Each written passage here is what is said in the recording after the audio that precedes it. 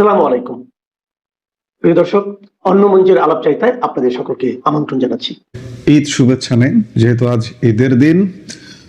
এই মুহূর্তে আপনাদের সামনে কথা বলতে এসছে যে ইউনূস গতকাল দেশ ছেড়েছে। কেন ছাড়লেন দেশ? এবং অনেকটা বলা যায় নীরবে ভোরের দিকে, এবং তার এই দেশ ছাড়া নিয়ে বাংলাদেশে এবং আশপাশেও একটা আলোচনা হচ্ছে যে ইউনূস কি স্থায়ীভাবে তিনি প্যারিসেই বসবাস করতেন বাংলাদেশের অন্তর্বর্তীকালীন সরকারের দায়িত্ব নেবার আগে, এবং সেই প্যারিসে তিনি গেলেন গতকাল ভোরের দিকে। গুজবের ডালপালা মেলছে যে ইউনূসের এটাই দেশ ত্যাগ, কিন্তু আসলে কি তাই? আমরা এই মুহূর্তের ভিডিওতে সেটি একটু চুলচেরা বিশ্লেষণ করে দেখব। বলতে পারেন এই মুহূর্তে দক্ষিণ এশিয়ার রাজনীতিতে সবচেয়ে বড় এবং চাঞ্চল্যকর খবরটি নিয়ে আমরা হাজির হয়েছি। খবরটি খোদ বাংলাদেশের সদ্য প্রাক্তন অন্তর্বর্তীকালীন সরকারের প্রধান উপদেষ্টাকে নিয়ে। হ্যাঁ, আমরা কথা বলছি ডক্টর মোহাম্মদ ইউনূসের ব্যাপারে। দর্শক, গতকাল সকালে অত্যন্ত গোপনীয়তা এবং একই সাথে ভিভিআইপি মর্যাদার মধ্য দিয়ে একটি বড় ঘটনা ঘটে গেছে। ঢাকা ছেড়েছেন মোহাম্মদ ইউনূস।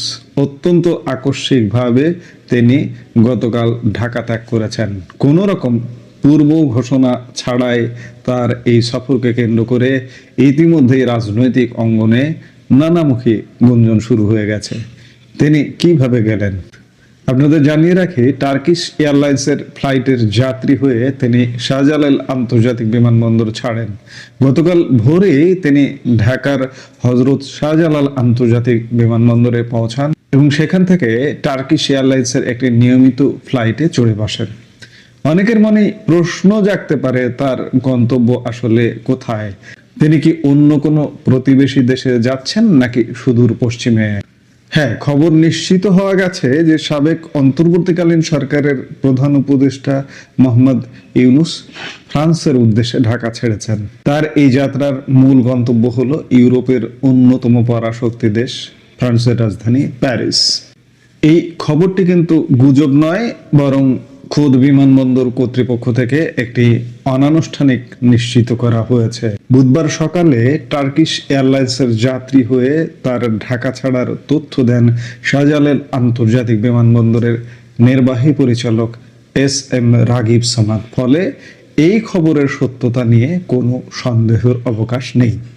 বিষয়টি আরো স্পষ্ট করে বিমানবন্দরের একজন কর্মকর্তা জানান, সকাল 6:50 টার্কিশ এয়ারলাইন্সের একটি ফ্লাইটে তিনি ফ্রান্সের উদ্দেশ্যে ঢাকা ছাড়েন। শুধু তাই নয়, অন্তর্বর্তীকালীন সরকারের প্রধানের পদ থেকে সরে দাঁড়ালেও রাষ্ট্রের পক্ষ থেকে তার মর্যাদার কোনো কমতি করা হয়নি। সুনির্দিষ্ট তথ্য অনুযায়ী বিমানবন্দরে তাকে ভিভিআইপি প্রোটোকল দেওয়া হয়। রাষ্ট্রের উচ্চ পর্যায়ের ব্যক্তিদের যেভাবে নিরাপত্তা ও সম্মান দেওয়া হয়, ডক্টর ইউনূসকেও ঠিক সেই একই প্রোটোকল দিয়ে বিদায় জানানো হয়েছে। ভিভিআইপি, রাষ্ট্রপতিকে যেভাবে বিদেশ গমনে প্রোটোকল দেওয়া হয়, প্রধানমন্ত্রীকে যেভাবে বিদেশ গমনে প্রোটোকল দেওয়া হয়, ডক্টর ইউনূসকেও ঠিক তেমন প্রোটোকল দিয়েই তাকে বিদায় জানানো হয়েছে। প্রিয় দর্শক, ডক্টর ইউনূসের এই সফরের গভীরতা বুঝতে হলে আমাদের একটু পেছনে ফিরে তাকাতে হবে এবং সাম্প্রতিক রাজনৈতিক প্রেক্ষাপট বুঝতে হবে। নির্বাচনের পর 17 ফেব্রুয়ারি বিএনপি সরকার গঠনের পর প্রধান উপদেষ্টার দায়িত্ব ছাড়েন মোহাম্মদ ইউনূস। আর সেই থেকে তিনি দেশে ছিলেন। দায়িত্ব ছাড়ার পর তিনি কিন্তু বিদেশে চলে যাননি, বরং এতদিন ঢাকাতেই অবস্থান করছিলেন। তাহলে কয়েক মাস তিনি কি করছিলেন? এরপর থেকে ইউনূস সেন্টার তার বিভিন্ন কর্মকাণ্ডের খবর সংবাদ মাধ্যমে জানিয়ে আসছে। ইউনূস সেন্টারের ওয়েবসাইট, সোশ্যাল মিডিয়া পেজগুলোতে আপনি যদি খেয়াল করেন, তার নিয়মিত কর্মকাণ্ডের আপডেট ইউনূস সেন্টারের এই পেজগুলো থেকে জানানো হতো। ডক্টর ইউনূসের অফিসিয়াল প্রতিষ্ঠান ইউনূস সেন্টার নিয়মিত তার সামাজিক, ব্যবসায়িক ও অন্যান্য কর্মকাণ্ডের আপডেট মিডিয়াকে দিচ্ছিল। তবে তার বিদেশ সফরের বিষয়ে এই সেন্টারের তরফে কিছুই বলা হয়নি। সাধারণত ডক্টর ইউনূসের যে কোনো আন্তর্জাতিক সফরের আগে ইউনূস সেন্টার থেকে প্রেস রিলিজ দেওয়া হয়, কিন্তু এবার সম্পূর্ণ নীরবতা বজায় রাখা হয়েছে, যা এই সফরকে আরো রহস্যময় করে তুলেছে। এবং আরেকটি বিষয় লক্ষণীয় যে তার সফরে যে শর্ট সফরগুলো, সেই শর্ট সফরগুলোতে তার সফর সঙ্গী সংখ্যা থাকে, দু একজন অন্তত পক্ষে সঙ্গে থাকেনি। লামিয়া মোর্শেদ বিশেষ করে তার নিয়মিত সফর সঙ্গী, কিন্তু যতদূর জানা গেছে এই সফরে লামিয়া মোর্শেদ তার সফর সঙ্গী হননি। দর্শক, ডক্টর ইউনূস ঢাকা ছাড়ার পর থেকেই সামাজিক যোগাযোগ মাধ্যম এবং রাজনৈতিক মহলে নানা প্রশ্ন উঠছে। তিনি যেহেতু সকালে প্যারিসে গেছেন, অনেকে ভাবছেন তিনি পালিয়েছেন, অনেকেই হয়তো মনে করছেন বাংলাদেশের বর্তমান পরিস্থিতি বা কোনো আইনি জটিলতার কারণে তিনি দেশ ছেড়ে পালিয়ে গেছেন, কিন্তু সত্যটা হয়তো এখনো তেমন নয়। ভেতরের খবর হলো এবারের সফরটা একটু বড়। এটি কোনো সাধারণ 2 বা 3 দিনের সফর নয়, বরং এটি একটি দীর্ঘমেয়াদী সফর। সূত্রের খবর অনুযায়ী তিনি দীর্ঘদিনের জন্য যাচ্ছেন ঠিকই, তবে স্থায়ীভাবে নয়। কয়েক সপ্তাহের সফর শেষে আবারও যথাসময়ে ফিরবেন, অর্থাৎ ফ্রান্সে নিজের কাজ বা ব্যক্তিগত ব্যস্ততা শেষ করে তিনি আবার বাংলাদেশে নিজের জন্মভূমিতে ফিরে আসবেন। কিন্তু কেন এই গুঞ্জন? এর পেছনে একটি বড় মনস্তাত্ত্বিক কারণ রয়েছে। কারণ ইউনূসের বিরুদ্ধে বাংলাদেশে এই মুহূর্তে গাদা গাদা অভিযোগ চর্চা হচ্ছে, তার দায়িত্ব পালন কাল থেকে শুরু করে সবকিছু। কিন্তু তার এই যে অভিযোগের যে একটা বরফ ধরা খাওয়ার যে একটা বরফ গলা, সেই বরফটা কিন্তু এখনো গলেনি। তার বিরুদ্ধে দায়িত্ব ছাড়ার পর থেকে এক বা একাধিক রিট হয়েছে, মামলা করবার প্রচেষ্টা হয়েছে, কিন্তু সেই রিট বা মামলাগুলো খারিজ হয়ে গেছে। যার কারণে একটি জিনিস অন্তত পক্ষে পরিষ্কার যে ক্ষমতা, ইউনূসের যে প্রতাপ, সেই প্রতাপের রিমোট কন্ট্রোলটা এখনো পর্যন্ত তার হাতে আছে। তবে পরিস্থিতি সবসময় একরকম থাকে না। রাজনৈতিক বিশ্লেষকদের ধারণা ইউনূসের যে ধরা খাওয়ার যে বরফ, সেই বরফটা গলবে, অদূর ভবিষ্যতে গলবে, যে কোনো সময় পরিস্থিতি পাল্টে যেতে পারে। এবং আরেকটি জিনিস তার দেশ ত্যাগ করার, যে আগামী 1-2 মাসের মধ্যে বাংলাদেশ পরিস্থিতি, বিশেষ করে ঈদের পরবর্তী সময়ে বাংলাদেশ পরিস্থিতি একটু ভিন্ন রকম হয়ে যেতে পারে। এই কারণে ধারণা করা হচ্ছে যে ইউনূস একটু নিরাপদ আশ্রয়ে গেলেন। এই সফরের সবচেয়ে আকর্ষণীয় এবং তাৎপর্যপূর্ণ দিকটি হলো বিমানবন্দরে তাকে বিদায় জানাতে কারা উপস্থিত ছিলেন। ডক্টর ইউনূসকে কিন্তু একা বা গোপনে যেতে দেওয়া হয়নি। অত্যন্ত উচ্চ পর্যায়ের ভিভিআইপি প্রটোকল দিয়ে মির্জা ফখরুল ইসলাম আলমগীর, প্রধানমন্ত্রীর উপদেষ্টা হুমায়ুন কবির, আসিফ নজরুল, আদিলুর রহমান শুভ্র প্রমুখ বিমানবন্দরে তাকে বিদায় জানিয়েছেন। দেশের বর্তমান ক্ষমতার কেন্দ্রে থাকা এবং শীর্ষস্থানীয় রাজনৈতিক ব্যক্তিত্বরা যেভাবে রানওয়ে পর্যন্ত গিয়ে তাকে বিদায় জানিয়েছেন, তা প্রমাণ করে রাষ্ট্রে তার গুরুত্ব কতটা অপরিসীম। শুধু বিদায় জানানোই শেষ নয়, সূত্র বলছে তার এই সফর শেষে ফিরে আসার সময়ও এভাবেই ভিভিআইপি প্রটোকল দিয়ে তাকে আবারও বরণ করা হবে। অর্থাৎ তিনি যখন কয়েক সপ্তাহ পর প্যারিস থেকে ঢাকায় ফিরবেন, তখন এই শীর্ষ নেতারাই আবার বিমানবন্দরে উপস্থিত থেকে তাকে রাষ্ট্রীয় মর্যাদায় স্বাগত জানাবেন। সুতরাং দর্শক, ডক্টর মোহাম্মদ ইউনূসের এই ফ্রান্স সফরকে ঘিরে যেমন রয়েছে কৌতূহল, তেমন রয়েছে ভবিষ্যতের নতুন কোনো আন্তর্জাতিক বা রাজনৈতিক সমীকরণের আভাস। দর্শক, ডক্টর ইউনূস এই প্যারিস থেকে এসেই কিন্তু প্রধান উপদেষ্টার দায়িত্ব নিয়েছিলেন। এবার প্যারিস থেকে এসে বা প্যারিসে বসে তিনি কি মেকানিজম করেন সেটি কিন্তু দেখার বিষয়। এবার এসে আবার কোন দায়িত্ব নেন, নাকি পরিস্থিতি পুরো পাল্টে যায়, সেটি এখন দেখার বিষয়। আমরা নিশ্চয়ই দেখব আগামী কয়েক সপ্তাহের মধ্যে বাংলাদেশের রাজনীতির অনেক সমীকরণ পাল্টে যাবে। বিশেষ করে ঈদ পরবর্তী সময়ে খুব দ্রুততার সাথে বাংলাদেশের রাজনীতি পাল্টানোর একটা খুব সম্ভাবনা দেখা যাচ্ছে। ওদিকে আওয়ামী লীগ প্রধান শেখ হাসিনা দেশে ফেরার ঘোষণা দিয়ে রেখেছেন। তিনি যে কোনো মুহূর্তে দেশে চলে আসতে পারেন। এদিকে রাজনৈতিক পরিস্থিতি টালমাটাল হয়ে উঠতে পারে, আওয়ামী লীগ পূর্ণ উদ্যমে মাঠে নেমে যেতে পারে। এই পরিস্থিতিগুলোকে কেন্দ্র করে ডক্টর ইউনূসের শুভাকাঙ্ক্ষীরা, ডক্টর ইউনূস নিজেও হয়তো ভাবছেন যে আমি একটু নিরাপদ দূরত্ব বজায় রাখি, এজন্য তিনি কয়েক সপ্তাহের সফরে গেছেন।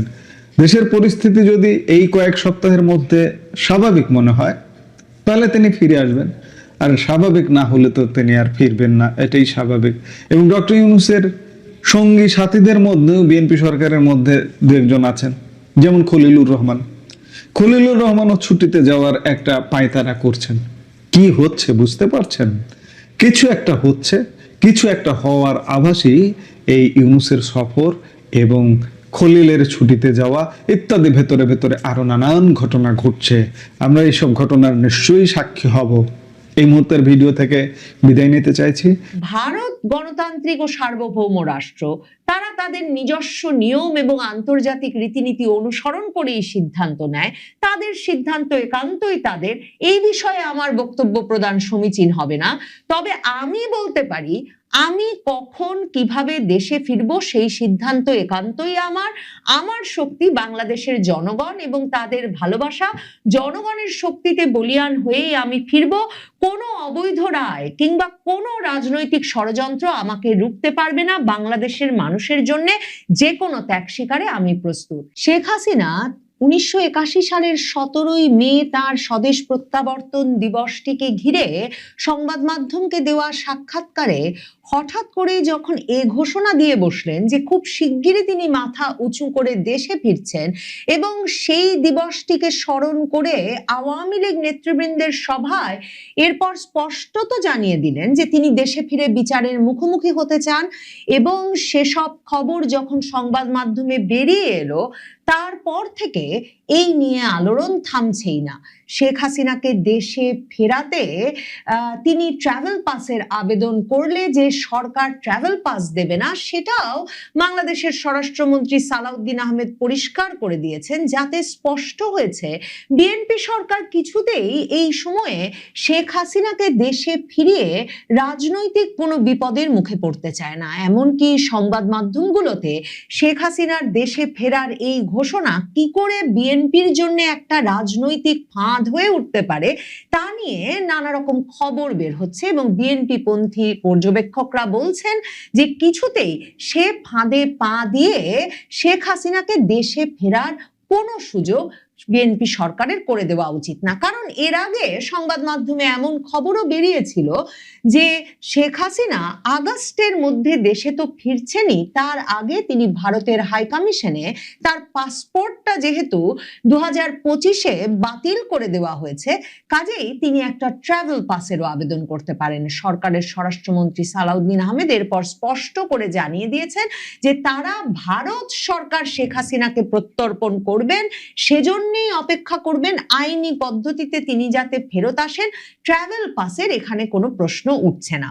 শেখ হাসিনা ভারত সরকারের সমর্থনেই কি এরকম একটা সময় যখন আওয়ামী লীগকে যে বিন্দু মাত্র সুযোগ দেবে না নতুন বিএনপি সরকার, কিংবা কিছু মাত্র রাজনৈতিক পরিসরও তাদের জন্য তৈরি করবে না, বরং ইউনূস সরকারের মতোই একইভাবে কোণঠাসা করে রাখার এবং নির্যাতন মামলায় জর্জরিত করে রাখার বিষয়ে বিএনপি আর জামায়াতে ইসলামী, জাতীয় নাগরিক পার্টি, এনসিপি সহ সকল এই আওয়ামী লীগ বিরোধী পক্ষের ঐক্য হয়ে গেছে, সেটা যখন স্পষ্ট, এমন সময়ে শেখ হাসিনা কি করে এই আত্মবিশ্বাস পেলেন যে আন্তর্জাতিক সংবাদ মাধ্যমে, ভারতের শীর্ষস্থানীয় সংবাদ মাধ্যমগুলোতে তিনি ঘোষণা দিয়ে বসলেন যে তিনি শিগগিরই দেশে ফিরবেন, আর দলীয় ফোরামে দলের নেতৃবৃন্দকে জানিয়ে দিলেন যে তিনি বিচারের মুখোমুখি হতে দেশে ফিরবেন। কাজে অনেক বিশ্লেষকেরাই মনে করছিলেন যে ভারত নিশ্চিতভাবেই শেখ হাসিনার এই সিদ্ধান্তের পেছনে একটা গুরুত্বপূর্ণ ভূমিকা রাখছে।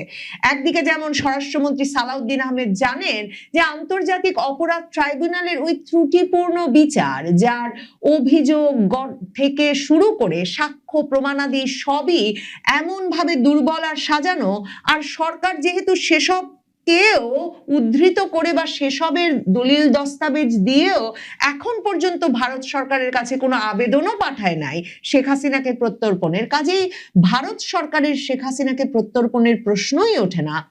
অন্যদিকে অনেক বিশ্লেষক বরং বলছিলেন যে শেখ হাসিনাকে এই শক্তির পেছনে যে এখনই সময় এবং সরকারকে চাপ সৃষ্টি করে হলেও শেখ হাসিনাকে এখনই ফিরতে হবে, এই বিষয়টি স্পষ্ট করার এখনই উপযুক্ত সময়। এই সাহস, এই আত্মবিশ্বাস, এই সিদ্ধান্তের পেছনে প্রধান সমর্থক হিসেবে ভারত, শেখ হাসিনার স্বাগতিক দেশ ভারত কাজ করেছে কিনা। ভারতের অনলাইন সংবাদ মাধ্যম দ্য ওয়ালে শেখ হাসিনা একটা একান্ত সাক্ষাৎকার দিয়েছেন। শেখ হাসিনার সাক্ষাৎকারগুলো যেমনটা হয় একের চেয়ে অপরটি আরো বেশি বিস্ফোরক হয়ে ওঠে।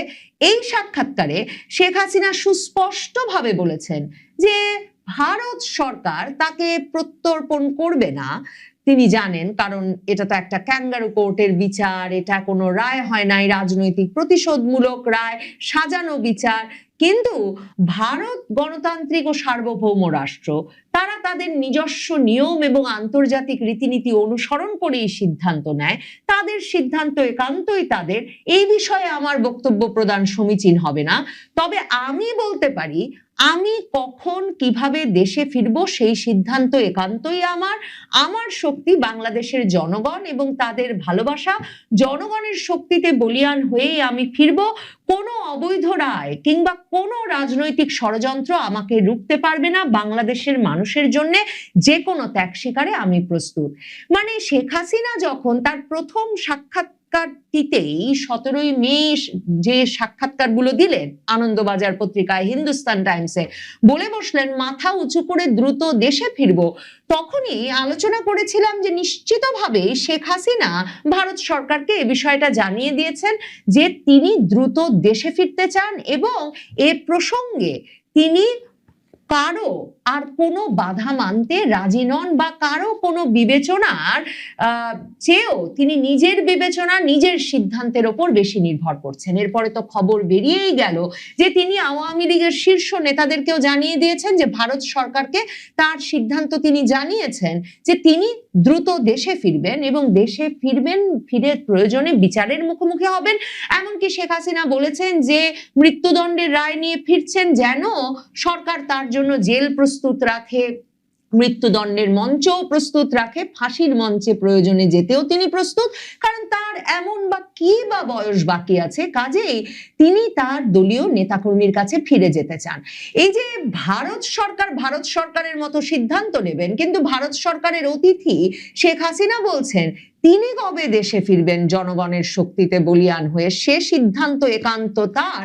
সেটা স্মরণ করায় যে ভারতের পররাষ্ট্রমন্ত্রী এস জয়শঙ্করকে গত ডিসেম্বর মাসে এক আলোচনায় জিজ্ঞেস করা হয়েছিল, এনডিটিভির প্রধান সম্পাদক জিজ্ঞেস করেছিলেন যে শেখ হাসিনা কি যতদিন ইচ্ছা ততদিনই দেশে থাকতে পারেন।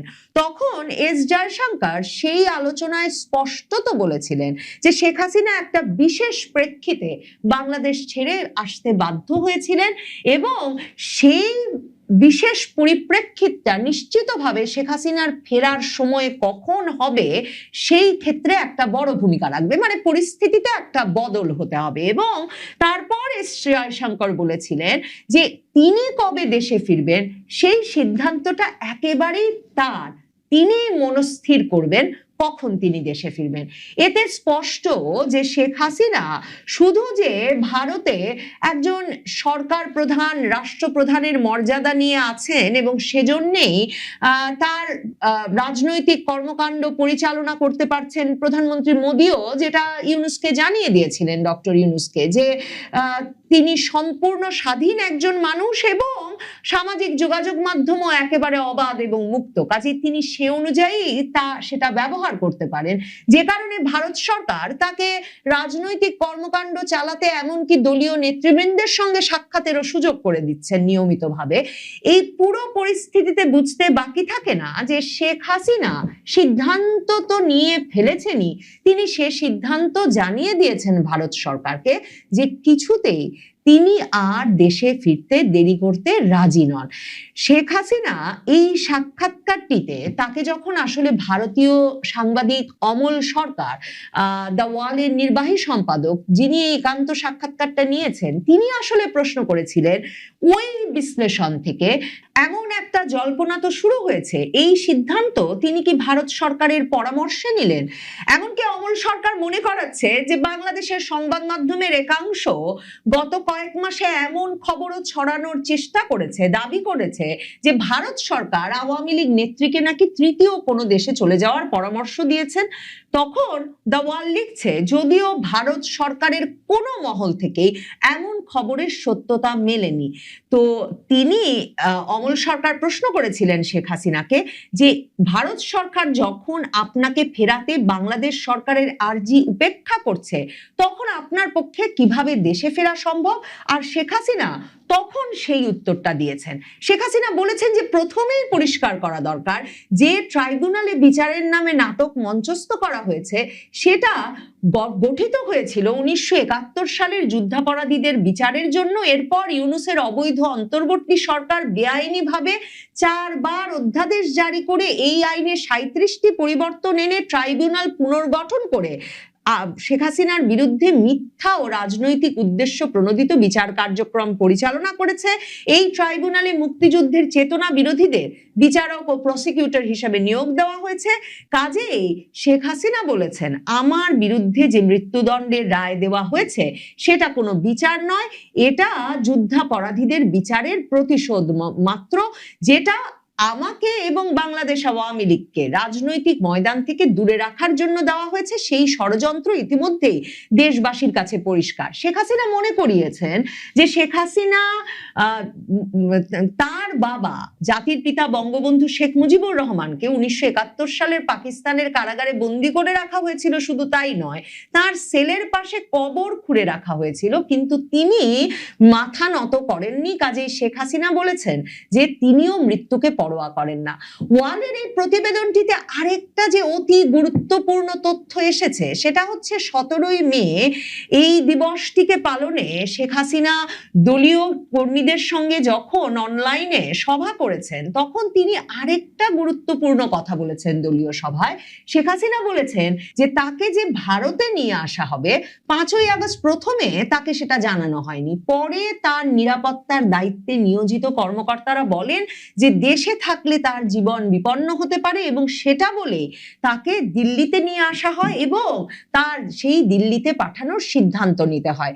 শেখ হাসিনা এই সাক্ষাৎকারটিতে আরো কথা বলেছেন তার আগের স্বদেশ প্রত্যাবর্তনগুলো নিয়ে, কারণ ভারতীয় সাংবাদিক এ কথাটা বলছেন যে শেখ হাসিনার জন্য বারবারই তার জীবনের সঙ্গে প্রত্যাবর্তন আর প্রাণনাশের চেষ্টা অঙ্গাঙ্গিভাবে জড়িয়ে আছে। 19 বার তো তাকে হত্যা চেষ্টা করা হয়েছেই, এবং শেখ হাসিনা যেটা বলেন যে 19 বার হত্যা চেষ্টার পরেও যেহেতু তিনি বেঁচে আছেন, নিশ্চয়ই একটা কোনো গুরুত্বপূর্ণ কাজে তাকে সৃষ্টিকর্তা বাঁচিয়ে রেখেছেন, মহান আল্লাহ তাআলা বাঁচিয়ে রেখেছেন। কাজেই তিনি নিশ্চিতভাবেই জানেন যে তার দেশে ফেরার সময় চলে এসেছে, এবং দেশে ফিরে তিনি আসলে কি করবেন। মানে শেখ হাসিনা এই সাক্ষাৎকারে বলছেন যে 1981 সালে তিনি যখন দেশে ফিরেছিলেন, তখন তিনি ছিলেন একজন শোকগ্রস্ত কন্যা, যিনি কথা দিয়ে এসেছিলেন যে তিনি বঙ্গবন্ধু শেখ মুজিবুর রহমানের হত্যার বিচার করবেন।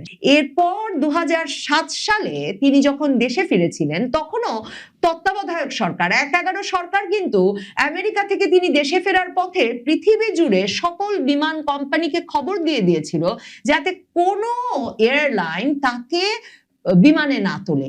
এবার তিনি দেশে গিয়ে কি করতে চান সে প্রসঙ্গে তিনি বলেছেন, এবার আমাকে ফিরতে হবে দেশটাকে পুনর্গঠনের জন্য, কেননা অবৈধ অন্তর্বর্তী সরকার, সাজানো নির্বাচনের মাধ্যমে গঠিত বিএনপি সরকার দেশের প্রতিটা সেক্টর ধ্বংস করে ফেলেছে।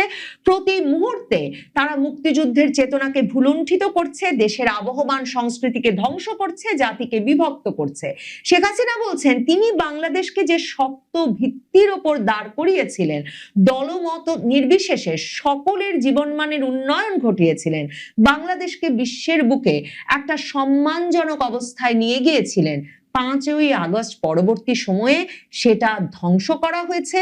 কাজেই দেশটাকে কূটনৈতিকভাবে একঘরে করে ফেলা হচ্ছে, কাজেই দেশকে রক্ষার জন্যেই এবার শেখ হাসিনাকে ফিরতে হবে এবং তিনি তাই জনগণকে সঙ্গে নিয়ে দেশ রক্ষা করতে, দেশ পুনর্গঠন করতে, দেশে ফিরতে আর দেরি করতে রাজি নন।